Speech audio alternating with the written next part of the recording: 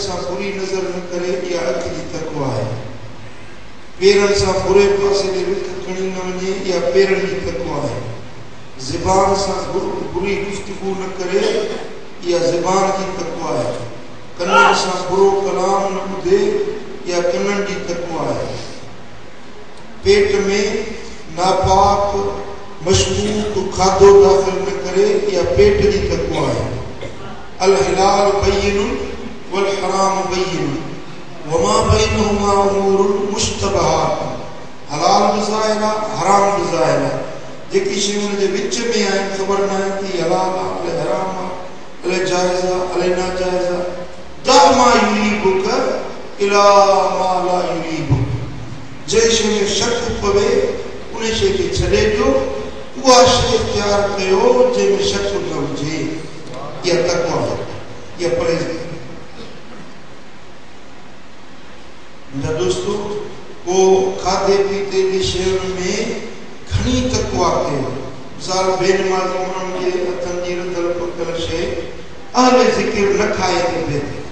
मां ईअं नथो चवां त को हराम आहे या नाजाइज़ आहे, पर तकवा जे लिहाज़ खां ॿी आहे फतवा, ॿी आहे तकवा। फतवा में कंहिं शइ जी फतवा शरीयत जाइज़ बि करार ॾिए, पर तकवा इहा आहे जो वरी दिलि में कुटके थी तो उनखे छॾे। वस्तफ़्त बिक़ल्बिक वइन अफ़्ताकल मुफ़्तियून। मुफ़्ती तोखे फतवा ॾींदे कमु हीअं कयो, पर वरी बि दिलि खां फतवा पुछ। जेकॾहिं दिलि चवे त खा, जे दिलि न चवे त न खा। सम्झो था? इहा आहे तकवा ऐं परहेज़गारी।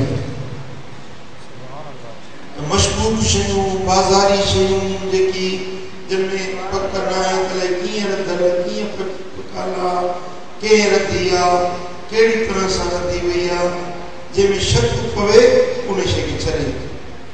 इहा तकवा ऐं परहेज़गारी। त टी ॻाल्हि जेका हिन तरीक़े आलिया जे ज़रूरियात मंझां ऐं अहम शयुनि मंझां आहे, जेकी मंज़िल मुराद ते पहुचाइण वारियूं शयूं आहिनि, उन्हनि मां टी शइ अथव तकवा। ऐं चौथी शइ आहे पंहिंजे पीर सां राबितो, पंहिंजे मुर्शिद सां ताल्लुक़ दिलि वारो, पंहिंजे पीर सां दिलि वारो ताल्लुक़ हुजे। जॾहिं सोबत में वेठो हुजे त हेॾे होॾे न निहारे, पंहिंजे दिलि खे पंहिंजे पीर जी दिलि ॾे मुतवजे करे ॾे। पंहिंजी निगाह पंहिंजे मुर्शिद जे पेशानी में रखे ऐं हर वक़्तु फैज़ मुहम्मदी जो इंतज़ार करे वञे। सम्झो था? पोइ जहिड़ो इंतज़ार कंदो ऐं जेतिरो पंहिंजो तवज्जो मुरीद पंहिंजे मुर्शिद जे करे वेंदो, ओतिरो उनखे फैज़ मुहम्मदी मिलंदो। ऐं जेतिरी पंहिंजे पीर सां मुहबत रखंदो, ओतिरी उनखे अल्लाह ऐं उनजे हबीब जी मुहबत नसीब थींदी। क़िबला मुर्शिद करीम सुहिणा फरमाईंदा त मुर्शिद सां मुहबत पाव रखंदो, अल्लाह जी मुहबत बि पाव मिलंदी। मुर्शिद सां मुहबत सेर रखंदो त अल्लाह जी मुहबत सेर मिलंदी। मुर्शिद सां मुहबत मण रखंदो त अल्लाह जी मुहबत बि मण मिलंदी, घटि वधि न। सम्झो था?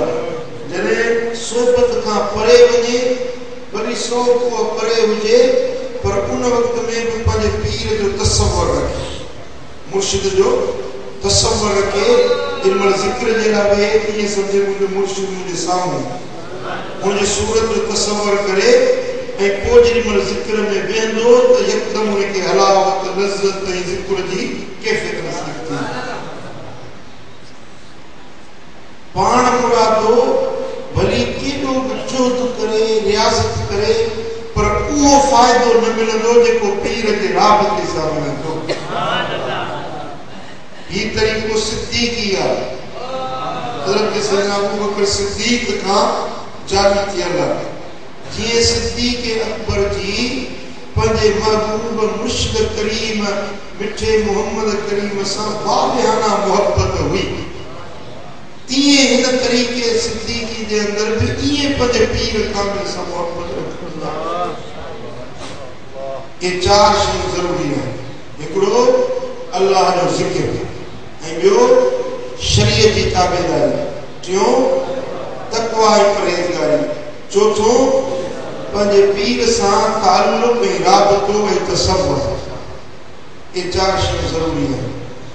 ऐं जेकॾहिं कामयाबी चाहियो था सुलूक जे अंदरि, तसव्वुफ जे अंदरि, फ़क़ीरी जे अंदरि कामयाबी चाहियो था त 4 शयुनि खां वरी बचणु ज़रूरी आहे। कहिड़ियूं? पहिरें नंबर ते घणो खाइण खां बचो, छो त घणो खाइण ज़हन ते, दिल ते, जिस्म ते बोझ कंदो। उन में इफ़लत ऐं सुस्ती पैदा थींदी, न निमाज़ में मज़ो ईंदो, न तिलावत में लुत्फ़ ईंदो, न सोबत में लज़त ईंदी। ईअं माण्हू गुनूदगी में, निंड में, ओछीराणी में, झुटकनि में वेठो हूंदो। इहो घणे खाइण जी अंदरून नज़ताम ख़ालीदार, अंदरून नज़ताम ख़ालीदार, तदरून नूर मारिफत बीनी।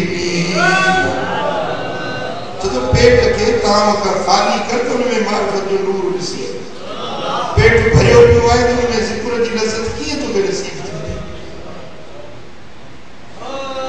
घणो खाइण बंदि कयो, ॿियो घणो सुम्हण बि बंदि कयो। घणी निंड मौत जी भेण, घणी निंड बि दिल खे मारे छॾींदी, सम्झो था। ऐं 3 नंबर ते घणो ॻाल्हाइण बंदि कयो, घणी गुफ्तगू, घणी कचहरी, ड्रा मटाक, सॼो ॾींहुं ज़ुबान पई हले। इन को वो बात बंद रखो तो वो भलो है, खामोश रहो तो वो वधीक बेहतर है। तव्हां ॾिठो न त बंद वात में मख कोन पवंदी आहे, वात पटियल हूंदो त मख अंदरि हली वेंदी, वात खुलियल हूंदो त गुनाह ज़रूर थींदा। ॻाल्हाइण में कंहिंजी गिला कई, गीबत कई, कूड़ ॻाल्हाई, चुगलखोरी कई, कई गुनाह थियनि था इन बात जे ज़बान जे करे। त उन जे लाइ फ़क़ीरनि जो तरीक़ो इहो आहे त ज़रूरत वारी ॻाल्हि कयो, न त ख़ामोशी जे करे। ख़ामोशी आलिम जो सिंगार, जाहिल जे लाइ ठक ऐं पर्दो आहे। ख़ामोशी आलिम जो सिंगार, जाहिल जे ऐबनि जो पर्दो आहे। ख़ामोशी बिना मेहनत जे इबादत आहे, सम्झो था। इहो घणो ॻाल्हाइण खां पंहिंजे ज़बान खे बंदि रखो, ज़रूरत वारी ॻाल्हि भली कयो, जेका वाहियात गुफ़्तगू आहे उन खां पंहिंजे ज़बान खे बंदि रखो। ऐं चौथी शइ आहे माण्हुनि सां घणी मेल जोल रखणु। माण्हुनि सां जेतिरो घणो मिलंदो, मखलूक सीड़ा हुआ, फ़क़ीरी जे रस्ते में इहो सीड़ा हुआ, हुन सां ॻाल्हि, हुन सां वॾा, होटल में वेठो, कचहरी कई, इन तरह सां टाइम बि ज़ियान थींदो ऐं हुनजी ॻाल्हि ॿुधंदो त उहा दिलि मुंतशिर थींदी, यकसूई पैदा न थींदी, ज़िक्र जी लज़त न ईंदी। हुन ॻाल्हि ॿुधंदो न ज़हन होॾे हलियो वेंदो, वरी ॿी ॻाल्हि ॿुधंदो ज़हन होॾे हलियो वेंदो। ईअं ज़हन हुनजो डोड़ंदो रहंदो, हुनखे हिकिड़ी जाइ ते करार न ईंदो, ज़िक्र जी चाशनी हुनखे नसीब न थी सघंदी। सम्झो था त 4 शयुनि खां बचणु ज़रूरी आहे। फ़क़ीरी में कामयाबी चाहियो था त घणनि शयुनि खां बचिबो? 4 शयुनि खां। पहिरें नंबर ते घणो खाइण, ॿियो घणी निंड करणु, टियों घणी गुफ़्तगू करणु, चौथों घणो माण्हुनि सां मेल जोल। इन्हनि 4 शयुनि खां पाण खे बचाए। वरी जॾहिं फ़क़ीर ज़िक्र में वेहे, उनखे हलंदे हलंदे कंहिं लज़त मज़ो सुकून पियो ईंदो आहे, जज़्बो थींदो, अखियुनि मां लुक वहंदा। वरी केॾी महिल ईअं थींदो जो उहा सभु कैफ़ियत बंदि थी वेंदी, न को ज़िक्र में मज़ो, न तिलावत में मज़ो, न उहो अखियुनि जो रोअणु, ईअं सम्झंदो सफ़ा ख़ुश्क थी वियो। उहो उहो लज़त ऐं मज़ो बंदि थी वञण जा बि 4 सबब अथव। चइनि ॻाल्हियुनि जे करे उहा जेका अंदर वारी कैफ़ियत हूंदी आहे न, ज़िक्र वारी कैफ़ियत हूंदी आहे, रूहानियत वारी कैफ़ियत हूंदी आहे, उहा बंदि थी वेंदी आहे 4 ॻाल्हियुनि जे करे। पहिरें नंबर ते को गुनाह थी वियो त ज़िक्र वारी कैफ़ियत बंदि थी वई। जेको अंदर में मुराक़बे में वेहे पियो त लुत्फ़ पियो अचे, मज़ो पियो अचे, चवे पियो त यार ज़िक्र अञा राति वॾी हुजे त भई अलाह जो ज़िक्र कयां, उहा कैफ़ियत बंदि थी वेंदी। को गुनाह कई कैफ़ियत बंदि थी वेंदी। सम्झो था, कंहिं बि गुनाह जे करण सां को सगीरो या कबीरो गुनाह करण सां ज़िक्र वारी कैफ़ियत बंदि थी वेंदी। उनजो इलाज कहिड़ो आहे? जे सम्झे थो त को फलाणो गुनाह थियो आहे जंहिंजे करे मूंखे इहो नुक़सानु थियो आहे रूहानियत में, त पोइ उनजो इलाज इहो आहे जो इस्तग़फ़ार पढ़ी रब खां माफ़ी वठो, तौबा पाए वठो, सिद्क़ दिल सां अलाह जे दर ते माफ़ी तलब थी। जॾहिं माफ़ी मिलंदी त वरी कैफ़ियत चालू थी वेंदी। पहिरियों सबब इहो। ऐं ॿियो सबब इहो आहे जो पंहिंजे मुर्शिद कामिल में एतराज़ कई कैफ़ियत बंदि थी वेंदी। छो त फैज़ जो रस्तो मुर्शिद जो सीनो हूंदो आहे। रहमत रब जी ईंदी आहे, ॾिसो मींहुं वसे थो छत ते पर किरंदो नेसारे खां आहे। किथों किरंदो? नेसारे में। पीर है मीर साहब फैज़ किबरिया, पीर है मीर साहब फैज़ किबरिया, यानी दीदे पीर दीदे किबरिया। मुर्शिद कामिल मीज़ा बे रहमत, रहमत रब जी मुर्शिद जे ज़रिए मुरीद खे नसीब थींदी आहे। जे उहो बंदि थी वियो न, वॾो एतराज़ कई तो ढंढो अची वियो। एतराज़ कई उनजी कैफ़ियत खे उहो ढंढो अची वेंदो आहे। हलावत, लज़त, ज़िक्र वारी या बातिन वारी सभु बंदि थी वेंदी। ईअं पाण खे सम्झंदो त मां ठंडो थी करां। सम्झो था, जेकॾहिं अहिड़ी का कैफ़ियत नज़र अचे जो जेको हाल हुयो सो बंदि थी वियो आहे, या सम्झो था कि रूहानियत में नुक़सानु थियो थो आहे, त यकदमि ॾिसो को गुनाह त कोन थियो आहे, या ॾिसो त पंहिंजे पीर ते को एतराज़ न कयो आहे। मुरीद जो हक़ आहे त पंहिंजे मुर्शिद जे कंहिं बि कम ते एतराज़ न करे। जेको सम्झे इहो मुंहिंजो हक़, मुर्शिद जी ॻाल्हि हर ॻाल्हि हक़ आहे। का ॻाल्हि सम्झ में न अचे त चवे मुंहिंजे अकुल जो फेर आहे, मां नथो सम्झी सघां, पर मुंहिंजे मुर्शिद जी हर ॻाल्हि सही आहे। सम्झो था, जॾहिं एतराज़ कई तंहिंजी माना आहे त पंहिंजे अकुल खे पीर खां वधीक सम्झे, पंहिंजे इल्म खे पंहिंजे पीर खां वधीक सम्झे। भला जेकॾहिं मुरीद जो अकुल, इल्म, फ़हम, शरीयत जी ताबेदारी मुरीद वटि वधीक आहे त पोइ बैत छो थियो? पोइ मुरीद छो थियो?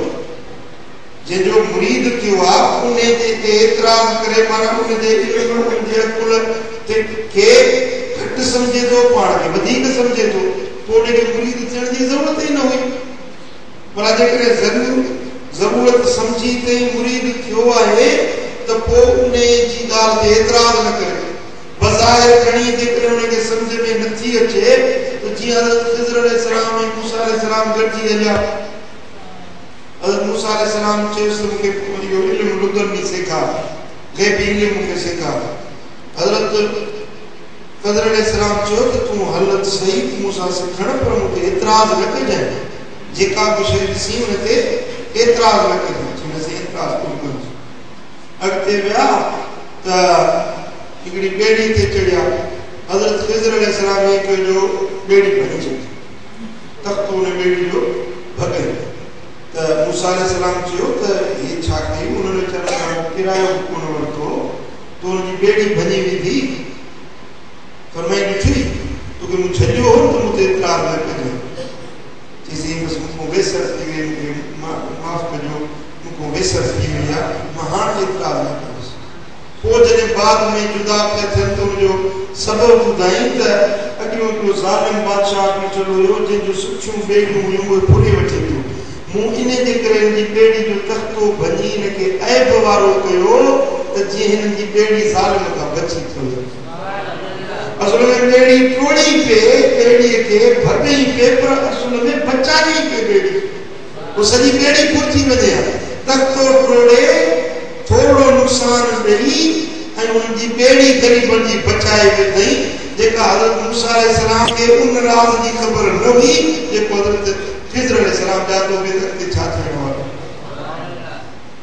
वरी अॻिते विया जेको नंढड़ो ॿार जो रांदि पियो खेॾे हजरत खिजर अलैहि सलाम ने घोटो ॾेई मारे विधो हाणे से मूसा अलैहि सलाम जलाली पैगंबर जी ये छा कई मिस्कीन अकतल नफ्सन ज़कियतन बिग़ैर नफ्स बेगुनाह है नंढड़ो मासूम ॿार इने के बेगुनाह मारे विधो हजरत मूसा अलैहि सलाम के चई खिजर अलैहि सलाम चेस ॾिठी क्योंकि मु चयो हो न एतराज़ न कजे चई से बस हे दफ़ो ॿुधे पोइ बाद में जो सबब ॿुधाई इहो छोकिरो वॾो थिए हा काफ़र थिए हा इन जा पीउ मां ॾे कयो उन्हनि खे ख़राब करे हा तॾहिं इन खे मारे छॾियो वरी अॻिते वधिया त हिकिड़ी दीवार किरियल हुई हज़रत मूसा अलैहि सलाम खे चई त ये दीवार ठाहे उन ॻोठ वारनि को मानी घुरियो त उन्हनि मानी न खारायो हिन वरी को दीवार ठाहिणु शुरू कई चईसीं हाणे असांखे हुकूमत जे काड़े में दीवार जो खणाई माण्हू अहिड़ा बेवड़ा जो असांखे मानी त पोइ न खारायूं तव्हां वरी मुंहिंजी दीवार था कयो पर में आदा फिराक ॿई हाणे तुंहिंजी मुंहिंजी जुदाई टे ॼणनि ते को इतराज़ कयो आहे हाणे तूं मूंसां रही न सघंदो भला इहो छाजे करे चीनी ने भित किरल जे हेठों यतीमनि जो खज़ानो हुयो उहो भित ठाहे महफ़ूज़ कयमि मथां ॿियो को खणी न वञे इहो खज़ानो महफ़ूज़ थी वियो हाणे जॾहिं वॾा थींदा उहे यतीम पंहिंजो खज़ानो पाण खणंदा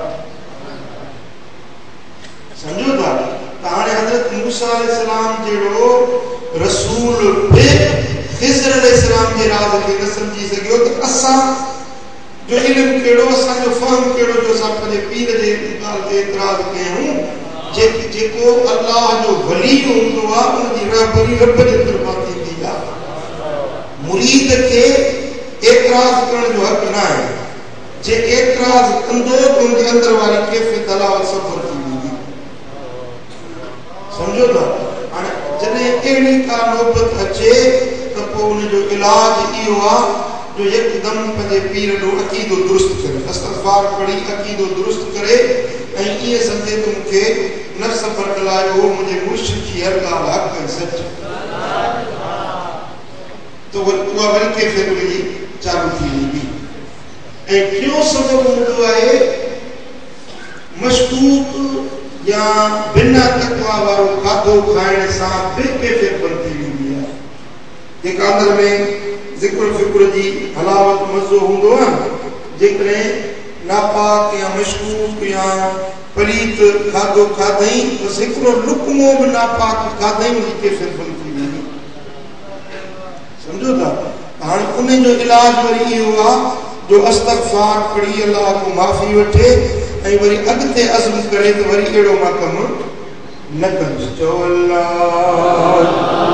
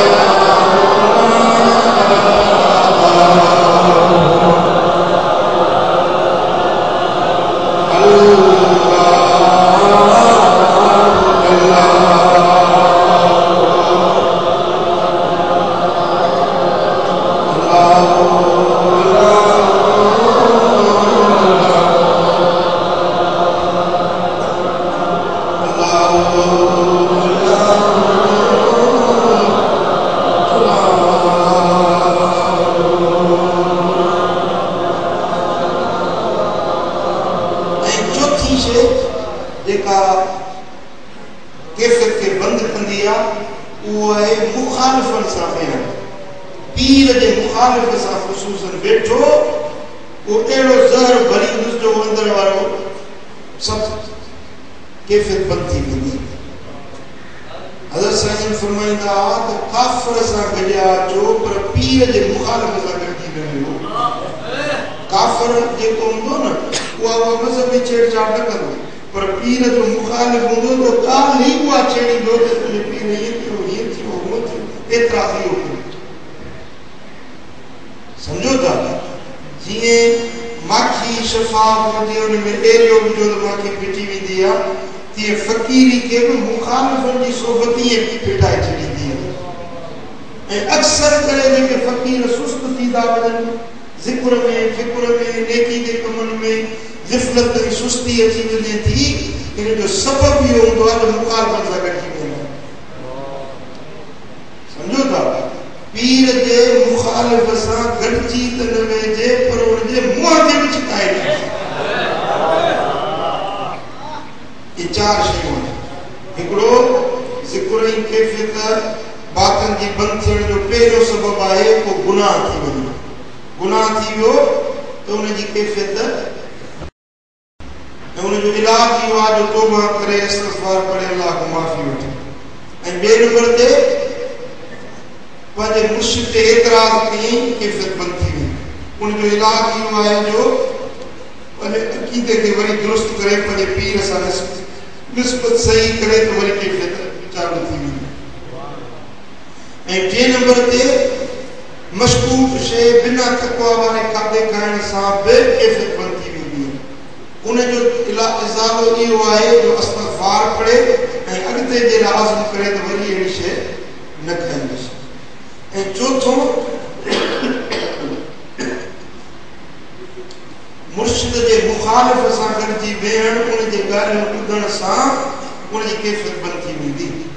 उनजो इलाज इहो आहे जो वरी पंहिंजे अक़ीदे खे दुरुस्त करे ऐं अज़्म करे त वरी पंहिंजे पीर जे मुखालिफ़नि सां गॾिजी न वेहंदुसि। जॾहिं इहे कैफ़ियतूं उन जूं बरक़रार तॾहिं रहंदियूं। ऐं मुंहिंजा दोस्तो जेकॾहिं चाहियो था त तव्हांखे फ़क़ीरी जे रस्ते में इस्तिक़ामत मिले, तव्हां चाहियो था त मां तोड़ पहुचां, त उनजी हिकिड़ी वाट अथव। वाहिद इलाज इहो आहे जो पंहिंजे मुर्शिद जी सोबत खां मुंहुं न मोड़जो। सोबत खां मुंहुं न मोड़जो। वो भली ग़लतियूं थी वञनि, गुनाह थी वञनि, ख़ताऊं थी पवनि, कोताहियूं थी पवनि, केतिरो बि ग़लतियूं इंसान ख़ता जो पुतलो आहे, ख़ताऊं थी पवनि पर मुर्शिद जो दर न छॾिजो। मुंहिंजा दोस्तो जॾहिं उन पंहिंजे पीर जी सोबत में अचण वञण हूंदुसि पियो त उन ग़लतियुनि जो इज़ालो थी वेंदो, उन कोताहियुनि जो इज़ालो थी वेंदो। बड़ा ख़ता थी वई आहे हली त उहा गुनाह में मेटिजी वेंदो। जेकॾहिं का सुस्ती थी वई आहे त उनजो इलाज थी वेंदो। पर ख़ुदा न ख़ास्ता पंहिंजे मुर्शिद जी सोबत खां परे थी वियो त कब ॿियूं छपियूं हर शइ ख़तम थी वेंदसि। फ़क़ीरी में इहो माण्हू नाकाम नामुराद ऐं ख़ाली रहिजी वेंदो वञो। सालनि जूं महिनतूं सातुनि में चट थी वेंदसि। ज़रूरी शइ अथव पंहिंजे पीर जी सोबत, मुर्शिद जी सोबत खां परे न थी। पोइ जेकॾहिं ख़ता थी वई आहे, गुनाह थी वियो आहे जो पर सोबत में ईंदो न त मुर्शिद कामिल जीजल मां वांगुरु बच्चो इन में पवंदो, विलादत में पवंदो, जिस्म ख़राब थींदो, अंबड़ कॾहिं बि उन बच्चे खे वरी धिकारींदा न आहिनि। वरी उनखे धोअंदी दोस्तो असीं बराबर वञी गुनाहनि में पाण खे लुआड़े किनो करे ख़राब थी अचूं था, वरी मुर्शिद मिटड़ा धोई पोई मांजे वरी असांखे शुरू कनि। मुंहिंजा दोस्तो पंहिंजे मुर्शिद खां परे न थी, सोबत खां परे न हटो।